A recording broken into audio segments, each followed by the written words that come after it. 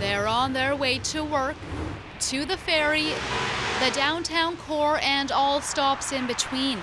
55,000 commuters use the Pat Bay Highway each day, but one junction along this 31-kilometer stretch of pavement stands out.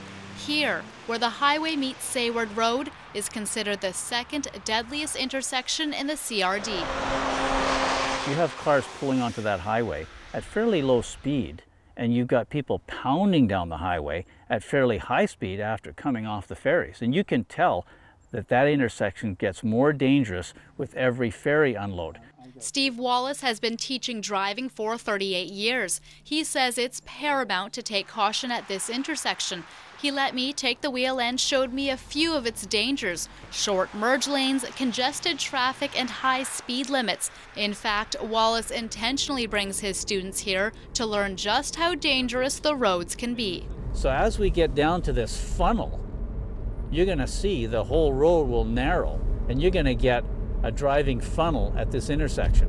What we like to do is we like to make sure that they're in the appropriate lane, so that as they go through the intersection, at the intersection itself, you have a car on one side or a car on the other. So they don't ever take first T-bone crash. We also want them to cover their brake. Cover your brake here and just coast on the way through. So if you get surprised by something, you don't get nailed. As useful as these driving tips are, the danger is still alive. 60 accidents a year are reported at this intersection alone, a number our local politicians are taking note of. 60 accidents a year is too many. And although a lot of them are slow-moving accidents and rear enders, we don't want to see more fatalities there. Saanich South's MLA Lana Popham addresses a crowd at an open house last week.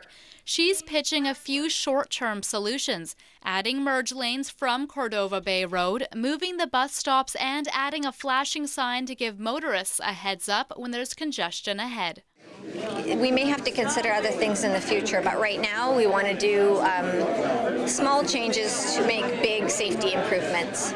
And businesses along this stretch of Pat Bay see it all. Aaron Petrie works at the fast gas station at the corner of Sayward. People just seem to be unaware of what they're doing. Is probably 99% of the stuff, and it's kind of scary. I think that it's a pretty good situation when a community is motivated to make changes. The changes come from the community, and I think you'll probably get a good midterm, short-term to midterm solution. The long-term plans may include an overpass, but that could be years away. So right now they're going to move ahead with what they can do. There's about $2 million to work with, and Popham says that they're going to be installing the congestion ahead light by the summer, and the rest of the plans are going to take place over the next year or two. In Saanich, I'm Jen Moranitz for The Daily.